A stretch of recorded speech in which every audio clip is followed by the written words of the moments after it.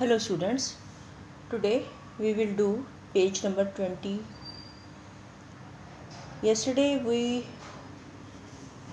discussed the poem My New Year Resolutions written by Robert Fisher. तो इसमें जो speaker है वो क्या कहता है, वो रेजोल्यूशंस कमिटमेंट करता है नए साल के लिए, लेकिन फिर लास्ट में वो कहता है कि सोच रहा हूँ इसे अभी करूँ या अगले साल करूँ या इसे कभी कभी करूँ या करूँ ही ना। तो अब हम इसकी एक्सरसाइज करते हैं। C4 Help the resolutions trees given below bear fruit by listing some of the promises made by the speaker. ये दो ट्रीज बने हुए हैं, यहाँ पर हमने प्रॉमिसेस लिखने हैं जो स्पीकर ने किए थे। फर्स्ट ट्री है, उसमें resolutions to be implemented at home. घर में वो कौन सी बातें हैं जो कहता है, इसमें से हम कोई दो लिख सकते हैं। First you can write he will not put frog in his sisters bed. He will not put frog in his sister's bed. Second, he will not tie his brother's shoelaces together. He will not tie his brother's shoelaces together. Second tree, resolutions to be implemented outside. घर के बाहर क्या resolutions उसने तैयार किए। First one, he will help the old ladies crossing the roads. He will help the old ladies crossing the road. Second, he will not fight with anybody. He will not fight with anybody. तो ये दो resolutions जो घर में implement किए उसने और जो बाहर इम्प्लीमेंट किए, ये आप यहाँ लिख सकते हैं। Next is C5 tick the appropriate option and complete the statements. Options दिए हुए हैं, आपको राइट आंसर पे टिक करना है। The speaker is a small boy. The speaker has made 19 New Year resolutions in the poem. The speaker intends to clean his room once a week. हफ्ते में एक बार वो अपना कमरा साफ करेगा। Now D part, the speaker has resolved to go to bed with the larks.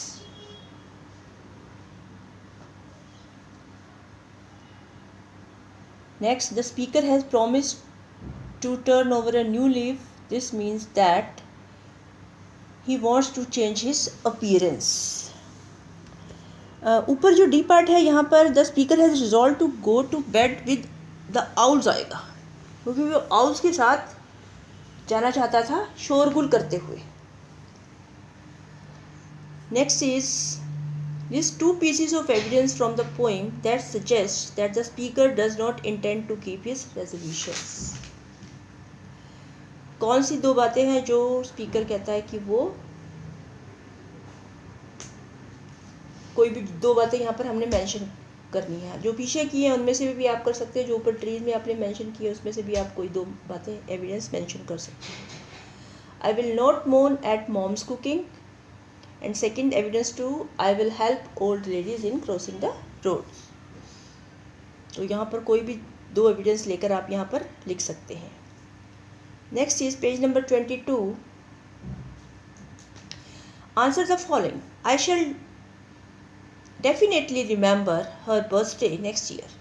Whose birthday will the speaker remember. Speaker कहते हैं अगले साल में उनका बर्थडे जरूर याद रखूँगा। किसके बर्थडे की बात हो रही है? The speaker will remember his aunt's birthday. The speaker will remember his aunt's birthday. उसके नीचे देखिए, I will use these two words to be polite to people. Pick two words from the poem that convey etiquettes dash and dash.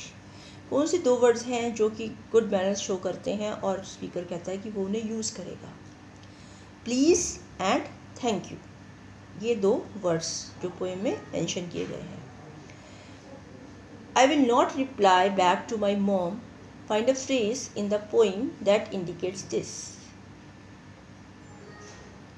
मतलब कि वो अपनी mummy को दोबारा जवाब नहीं देगा, मतलब कि कोई शिकायत नहीं करेगा, कोई कंप्लेंट नहीं करेगा, कोई बहस नहीं करेगा। तो इसके लिए कौन सा वर्ड इंडिकेट किया गया है?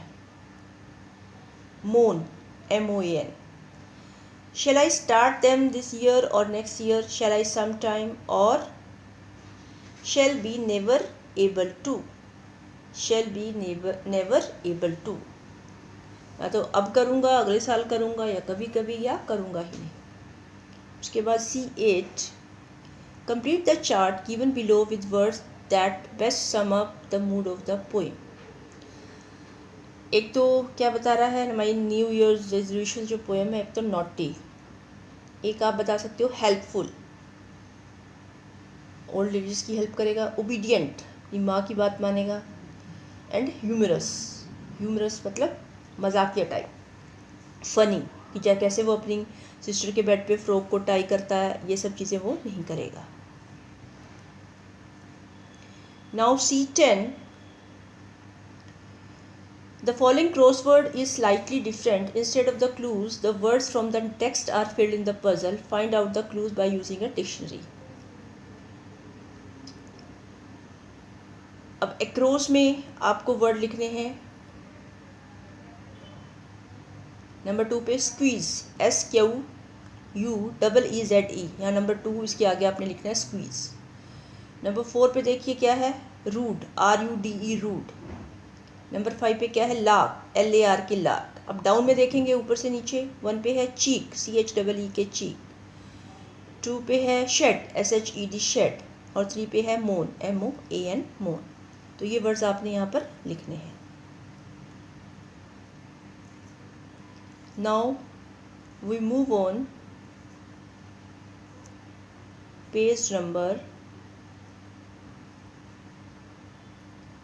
26. ये बेटा आपने एक इंटरेस्टिंग सेरेमनी है बीटिंग द ट्रीट, ये आपने खुद रीड करनी है, ये आपके खुद के रीड करने के लिए है. मैं आपको जस्ट बता देती हूँ कि इसका मतलब क्या होता है. आप इसे खुद रीड करेंगे तो आपकी विकेबलरी इम्प्रूव होगी एंड ऑफ कोर्स आपकी रीडिंग स्किल इम्प्रूव होगी. तो ये आपको खुद रीड करना है और खुद ही इसको समझना है. कोई वर्ड अगर आपको मुश्किल लगता है तो आप पूछ सकते हैं, अदरवाइज़ आप डिक्शनरी कंसल्ट कर सकते हैं, जिससे आपको ये क्लियर हो जाएगा. Read about an interesting ceremony that is beating the treat.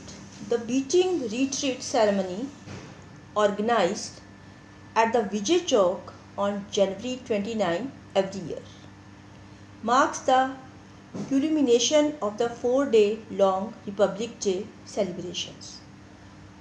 The ceremony includes performance by the bands of 3 wings of the military: Indian Army, Indian Navy and Indian Air Force. ये एक beating retreat ceremony है जिसमें कि band वगैरह use होते हैं, और ये विजय चौक पे 29 जनवरी को हर साल मनाई जाती है, रिपब्लिक डे पर. और इसमें जो हमारी सेना के तीनों विंग्स हैं, इंडियन आर्मी, इंडियन नेवी और इंडियन एयरफोर्स, ये तीनों इसमें पार्टिसिपेट करते हैं और लोग इनको देखने के लिए आते हैं. तो इसे बोलते हैं बीटिंग द रिट्रीट. जैसे कि देखिए पिक्चर में भी बना हुआ है कि कैसे वो बजा रहे हैं. तो इस तरह के जो इंस्ट्रूमेंट्स हैं वहाँ पर यूज़ किए जाते हैं, और तीनों हमारे विंग्स हैं मिलिट्री के, वो इसमें पार्टिसिपेट करते हैं. तो ये आपका यूनिट 1 कंप्लीट हो गया है. इंग्लिश लीटर का यूनिट 1 कंप्लीट हो गया है. 27 पेज हम ऑलरेडी पढ़ चुके हैं. तो this is all about of unit 1 of your reader. आपको काम दे दिया जाएगा, डेली का जो होमवर्क आपको असाइन किया जाएगा वो आपने याद करना है, फिर आपका टेस्ट होगा. ठीक है. और बेटा एक चीज़ और, जो लिटरेचर के क्वेश्चन आंसर आप करेंगे याद, चैप्टर को ध्यान से पढ़ेंगे, क्योंकि आपको टेस्ट में और या जब आपके एग्ज़ाम होंगे तो उसमें आपको चैप्टर के बीच में से भी क्वेश्चंस आएंगे. तो you should know how to write. तो आपको चैप्टर को भी ध्यान से पढ़ना है, उसमें से क्वेश्चन आपको आ सकता है. ज़रूरी नहीं है कि जो 5-6 क्वेश्चन एक्सरसाइज में दिए हुए हैं वही आएंगे, चेंज करके भी क्वेश्चन आ सकता है, लेकिन होगा आपके चैप्टर से रिलेटेड. तो जब भी आपका टेस्ट होगा, अगर टेस्ट होगा तो आपके बता दिया जाएगा आपको, आपकी जो गूगल क्लासरूम है उसमें आपको जो होमवर्क असाइन किया जाएगा वो आप डेली का डेली लर्न करेंगे. तो आपको प्रॉब्लम नहीं आएगी, या जो भी आपको असाइनमेंट दी जाएगी वो आपने थॉरोली करनी है। ठीक है, तो do your work properly. Take care.